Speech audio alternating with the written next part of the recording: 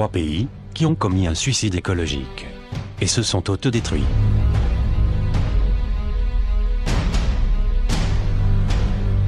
Voici le récit de 3 pays qui ont commis un véritable suicide écologique. Un suicide écologique lent, inconscient, mais fatal. Un suicide écologique qui a détruit la nature et les ressources naturelles de ces pays.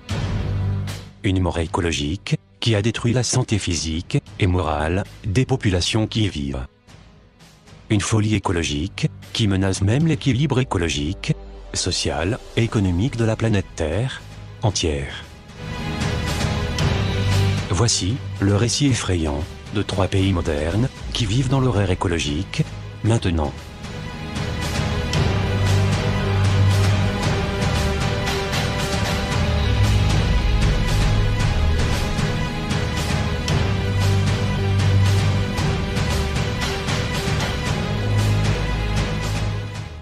Numéro 1.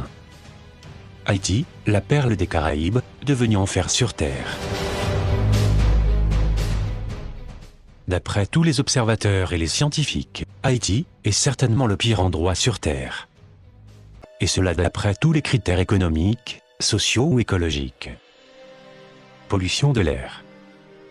Pollution du sol. Pollution de l'eau. Pollution des côtes et des plages. Déforestation.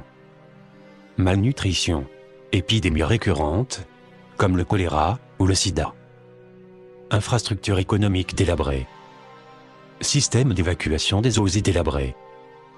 Système scolaire en ruine. Inondations fréquentes. Séismes récurrents et meurtriers. Haïti est un véritable enfer sur Terre. Un enfer écologique et économique. C'est l'un des pays les plus misérables de la planète. Le pays le plus pauvre de l'hémisphère ouest. Un pays où les gens meurent en moyenne 15 ans plus tôt que dans les pays voisins. Chose incroyable, dans le passé, Haïti était surnommée la perle des Caraïbes.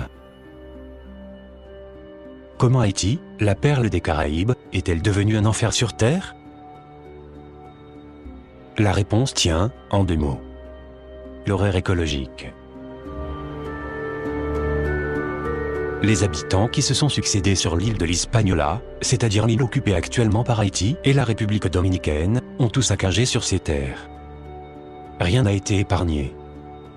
Forêt, sol, sous-sol, air, mer. Pendant des centaines d'années, le saccage des terres luxuriantes de Haïti s'est déroulé dans le sang.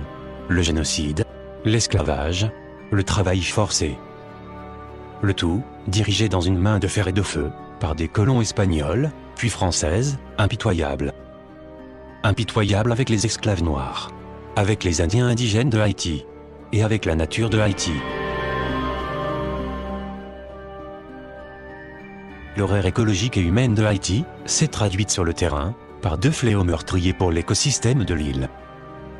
1. La déforestation massive et continue, depuis 5 siècles. 2. La pollution extrême, à tous les niveaux. Air, sol et eau. Lorsque Christophe Colomb a débarqué sur l'île de l'Hispaniola en 1492, il a trouvé une terre vierge très riche, habitée par une population indienne pacifique et accueillante, appelée les Taïnos. Les Indiens Taïnos vivaient en harmonie avec une nature luxuriante et une terre fertile couverte à 80% par la forêt dense qui s'étalait depuis les plages jusqu'au sommet de ces nombreuses montagnes. Hélas, en moins de 2 siècles, presque toute la forêt luxuriante de Haïti a été massacrée pour la fabrication du charbon de bois, l'agriculture, l'exploitation minière et pour la construction. Actuellement, il ne reste plus sur Haïti que 2% de la forêt primaire. Haïti est une terre presque totalement dénudée, jusqu'à l'os. Déboisée. Après Christophe Colomb, les colons espagnols, assoiffés de sang et d'or, ont transformé la population indigène pacifique, les Taïnos, en esclaves employés dans les mines d'or, comme des bêtes. Au XVIIe siècle, les colons français ont pris le relais des Espagnols. Les Français n'étaient pas moins sanguinaires, ni moins cupides que les Espagnols. Alors, ils ont continué le pillage de la nature de Haïti et les massacres des populations indigènes, les Indiens Taïnos. Pour s'enrichir gratuitement avec les cultures de tabac, de café et de canne à sucre, les colons français ont importé des milliers d'esclaves d'Afrique. Et ils leur ont imposé l'un des pires régimes d'esclavage, d'asservissement et d'humiliation dans l'histoire du monde. Assoiffés de richesses illégitimes et d'argent facile, les colons français ont systématiquement détruit les forêts haïtiennes pour les remplacer par les plantations coloniales. Lorsque les esclaves d'Haïti ont arraché aux colons français leur indépendance par la force des armes, ils se sont trouvés sur une île déjà saccagée, ruinée. Sans forêt, sans richesse, avec des sols agricoles épuisés, lessivés par les pluies.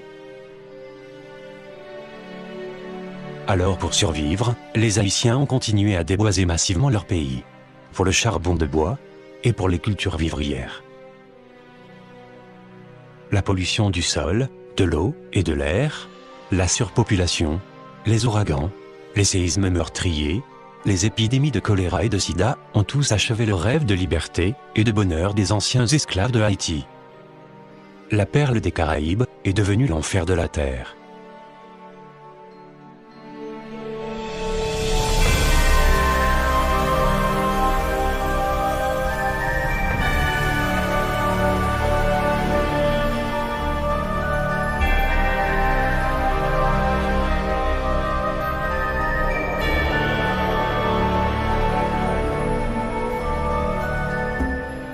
Numéro 2.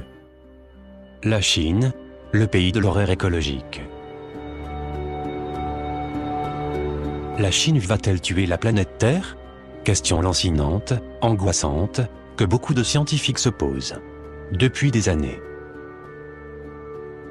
La Chine, un pays-continent où tout est démesuré, démultiplié par des milliers, voire par des millions.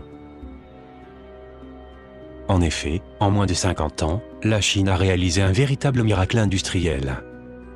C'est celui de passer du statut d'un pays du tiers-monde, qui en subit famine et épidémies récurrentes, depuis des millénaires, et qui importe presque tout, au statut de pays industrialisé, qui fabrique des iPhones, des avions, des TGV, et qui a envoyé des hommes dans l'espace, et une sonde spatiale sur la Lune. Hélas, le miracle industriel chinois s'est accompagné d'un véritable suicide écologique. Un suicide écologique implacable, monstrueux, qui s'est traduit par le saccage et la destruction de toutes les ressources naturelles et humaines de la Chine. En vérité, le problème de la Chine est tout simplement le problème de toute la planète Terre. De chacun de nous. Car, lorsque la Chine s'effondrera, c'est la planète entière qui sera menacée. Écologiquement, économiquement et humainement. La liste des horreurs écologiques en Chine est impressionnante. Pollution de l'air. Pollution des eaux souterraines. Pollution des rivières. Pollution du sol. Déforestation sauvage. Désertification effrénée. Pesticides agricoles et piscicoles. Épidémie de cancer. Disparition des espèces endémiques rares. Etc. La catastrophe écologique que vivent les Chinois rappelle de mauvais scénarios de science-fiction que les auteurs imaginaient pour la fin du monde depuis longtemps. Voici un extrait de ce tableau futuriste sombre. La disparition du soleil dans le ciel des villes, voilé derrière un épais et sinistre nuage jaunâtre de gaz toxique. Ce n'est pas demain. Cela se passe aujourd'hui. En Chine. Certains scientifiques surnomment les grandes villes chinoises les chambres à gaz. Des chambres mortelles, alimentées par les émanations toxiques de millions de machines, de véhicules, de cheminées industrielles, de chaudières au charbon, de chantiers de tout genre.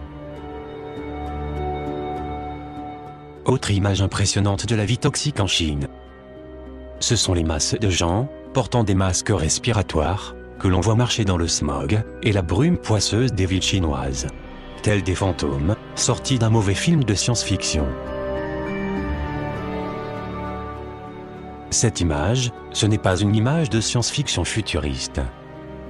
Mais, c'est déjà aujourd'hui. En Chine. Et ailleurs dans le monde. Surtout en Asie. Autre illustration du suicide écologique chinois. Ces dizaines de villages surnommés « villages cancer », car, leurs habitants, ont quasiment tous, une forme ou une autre de cancer. Et toute personne qui ose résider dans ces villages cancer, a une probabilité certaine, de tomber malade. Voici encore une autre illustration, de l'horreur écologique en Chine. La majorité des rivières chinoises changent de coloration d'un jour à l'autre. Elles changent en fonction des déchets chimiques déversés par les milliers d'usines qui les bordent. Des usines qui ne respectent aucune norme environnementale, ni sociale, ni juridique. Des normes que l'Europe et l'Amérique imposent sévèrement à leurs usines. Il n'est pas rare de voir des rivières chinoises charrier non seulement des déchets humains, industriels, ou médicaux, mais aussi des cadavres d'animaux, comme les cochons, par centaines, parfois par milliers. D'ailleurs, le fleuve Jaune est la rivière la plus polluée de la planète.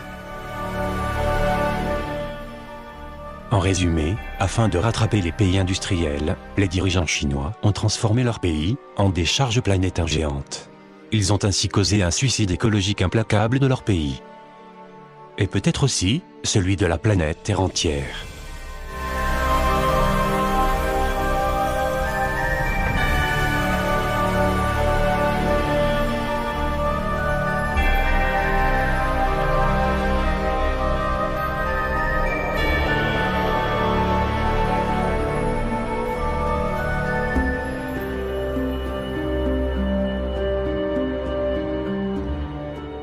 Numéro 3. L'Inde, la bombe démographique, écologique.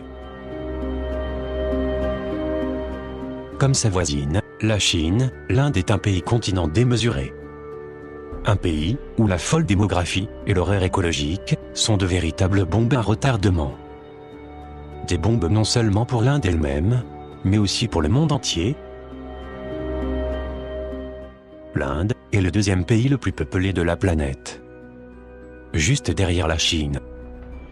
Et ce n'est pas tout, car l'Inde connaît une explosion démographique folle depuis plus de 40 ans. La population indienne est passée d'environ 500 millions d'habitants en 1970 à environ 1200 millions actuellement. Cela signifie grossièrement qu'elle augmente en moyenne de 14 millions d'habitants par an. Il est évident que les ressources naturelles de l'Inde, et même de la planète entière, ne pourront pas subvenir aux besoins d'une telle explosion humaine. La démographie explosive et la folle course à l'industrialisation a poussé l'Inde sur le chemin d'un suicide écologique certain. Et comme en Chine, la liste des horreurs écologiques indiennes est impressionnante. Effrayante. Le premier problème écologique de l'Inde est la pollution de l'air. C'est une pollution extrême, due aux produits toxiques émis par des millions de véhicules, des millions de foyers à charbon, des milliers d'usines sans normes environnementales. Même la bouse de vache utilisée massivement comme combustible participe à cette pollution. Dans les villes et dans les campagnes. L'extrême pollution et la toxicité de l'air en Inde a plongé quasiment toutes les grandes villes indiennes dans un nuage de smog jaunâtre permanent. Comme beaucoup de villes indiennes, New Delhi, la capitale, est une véritable chambre à gaz qui renferme 19 millions d'habitants. Un enfer sur terre. Enfer pollué, bruyant. Où la brume toxique et le smog déposent une couche de suie noire sur toute surface, qu'elle soit vivante, comme les poumons, ou inerte, comme les murs et les meubles. La pollution affecte même les bâtiments. Par exemple, des monuments anciens, comme le palais de Taj Mahal, dont les murs sont passés de la couleur blanche originale à la couleur verdâtre brune du smog. D'ailleurs, parmi les 20 villes les plus polluées dans le monde, les 11 premières se trouvent en Inde. Le cancer et les maladies respiratoires sont un autre exemple du fléau écologique qui frappe l'Inde. L'Inde est l'un des pays les plus atteints par le fléau du cancer. En ville, comme à la campagne. Au sinistre tableau de l'écologie indienne, il faut ajouter la pollution des eaux. Qu'elles soient des rivières ou des eaux souterraines. C'est une pollution due aux pesticides, aux eaux usées et aux déchets humains. Le fleuve Gange, qui coule au nord de l'Inde, possède le sinistre record d'être la rivière la plus polluée du monde. La pollution extrême et généralisée de l'eau en Inde a pour conséquence l'absence d'eau potable des robinets dans la majeure partie du territoire indien. Au record sinistre de l'écologie indienne, il faut ajouter le problème de l'absence de décharges municipales aménagées pour le stockage et le traitement des déchets ménagers et médicaux. Ainsi, tous les jours, des milliers de tonnes de détritus s'accumulent sous forme de montagnes nauséabondes partout sur le territoire indien. En ville, comme à la campagne. Voici encore une pièce ahurissante de l'horreur écologique indienne. C'est l'absence des toilettes publiques, des toilettes privées et de systèmes municipaux d'évacuation des eaux usées. D'après l'Organisation mondiale de la santé, sur environ 3000 villes que compte l'Inde, seules 200 villes ont un système d'évacuation des eaux usées. 160 millions de ménages, c'est-à-dire 600 millions de personnes, n'ont pas de toilettes chez eux. Cette absence de toilettes a rendu l'Inde tristement célèbre pour une habitude unique dans le monde. C'est la défécation en public. 72% de la population rurale indienne défèque dehors, sur la voie publique. Pour ces raisons, l'Inde est considérée comme l'un des pays les moins hygiéniques de la planète.